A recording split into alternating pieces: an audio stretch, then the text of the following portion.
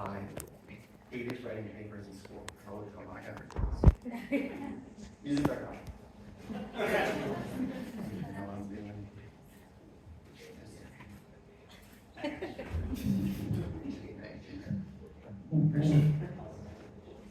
Alright. Well, I really hated writing papers in school. Junior year of high school in Mr. Daly's history class, I looked at the class rubric and I saw that the final 10-page paper was 20% of our grade. If I didn't want to write this paper, all I had to do was get 100% and the rest of the class to get a B-. Easy. I worked hard that whole year to get 100%. Every month, Mr. Daly would ask me, "Hey Ari, how's the paper coming along?" "Oh, good, Mr. Daly. Gonna be a good paper." I felt bad about lying. But I thought that if he knew I wasn't planning on writing the paper, he was gonna make me. Well, the end of the year rolls around and I have 100% in Mr. Daly's class. The day everyone's turning in their paper, I tell him I didn't do it. Mr. Daly doesn't understand. Well, I tell him, the paper's 20% of my grade.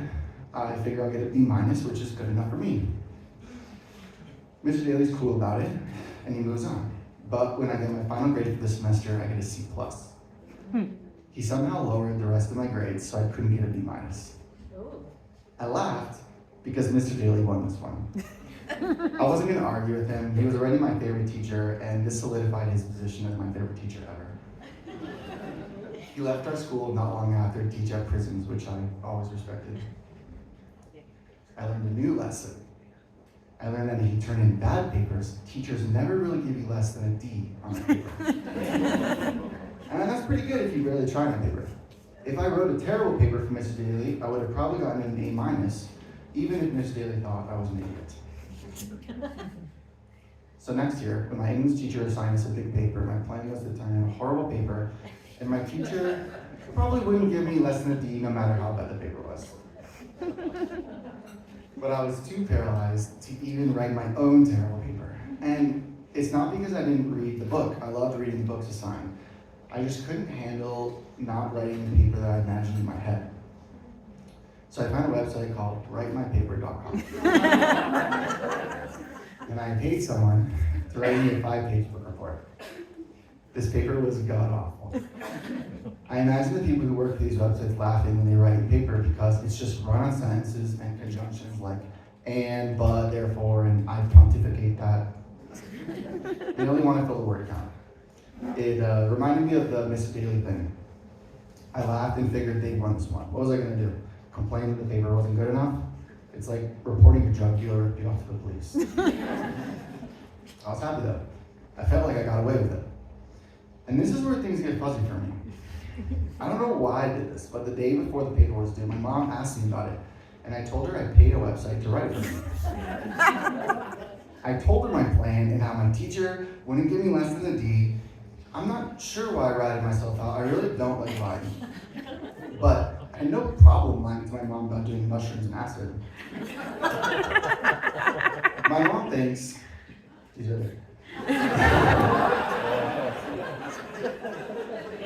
My mom thinks that I would tell her things I felt guilty about because I wanted her to make me do the right thing. She wasn't mad, more surprised than anything. But she would not let me turn it in. It's due tomorrow. I don't have time to write a new paper. I pleaded with her. She made me sit down right then and start writing. Even though I told my mom the truth, I still didn't want to write a new paper. I couldn't do it. I was still paralyzed. So I reworded the shitty paper that I got from writemypaper.com. I cleaned up the paper, printed it out, went to school, and turned it in. I got a D on the paper, but I wasn't even upset.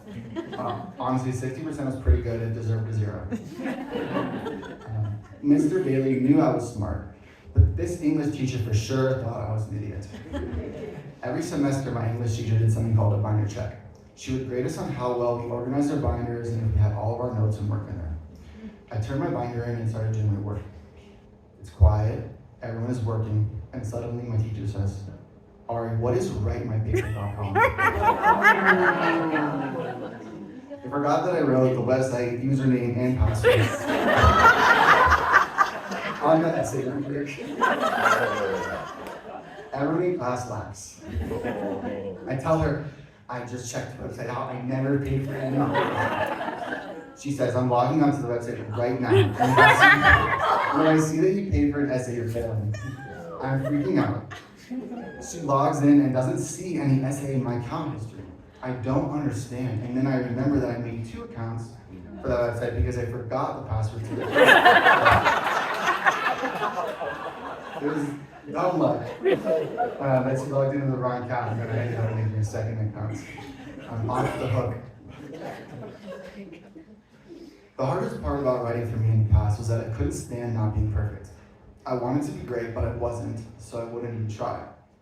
That way I couldn't fail. When I was younger, I had a similar thing with women.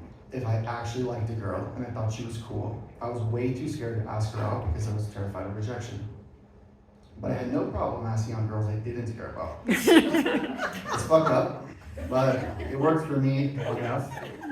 It's like paying for papers, which I did through most of college. But I stopped paying for papers online and I paid my friends. My senior year of college, I started to write my own papers. My friend who had written papers for me in the past gave me some advice. He told me to write about what I wanted to write about and not care what the teacher wants. It helped me let go of some of my anxieties and I started to have fun with it. If I had a finance paper, I'd write about Bitcoin. And from a feminism class, I would write about an action movie where the main character was a badass girl. Years passed without me writing anything. I moved to LA and I fell into improv. One night, I thought I was going to see a friend's improv show, but it was actually a storytelling show. I was 5 minutes late as well, so I missed the intro. I watched the whole storytelling show thinking it was improv. Only after the show did I learn all the stories were true. One girl talked about how her poop flooded a toilet Friday night at the office, and the whole office was flooded by Monday. Another girl talked about how she had vaginismus, which is where you have a clinically too tight vagina.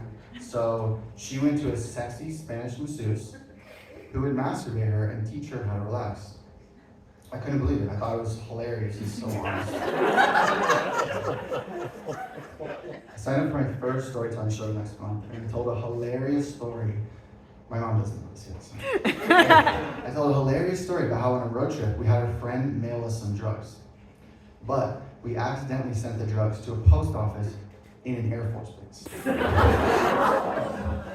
In all our infinite wisdom, we didn't just leave the drugs there and hope we never got in trouble. We rode our bikes up to the guards and asked to go in to the base and get our package. They said no. Telling that story was the most fun I'd ever had in my life. And it was so fun having people waiting to hear what I was going to say next. I hated writing because I hated writing essays in school. But now I have fun and I crack up while writing stories for storytelling shows because they're my stories and no one can tell me they're wrong. I even want to be a writer now, which feels so weird to say out loud. Writing was my worst enemy most of my life. Now I wake up in the middle of the night to write down good story ideas for my dreams. And I go to poetry nights in the attic of a church and tell my stories there. And don't tell any of my poetry friends, but I still hate poetry. Who knows, maybe that will change one day too.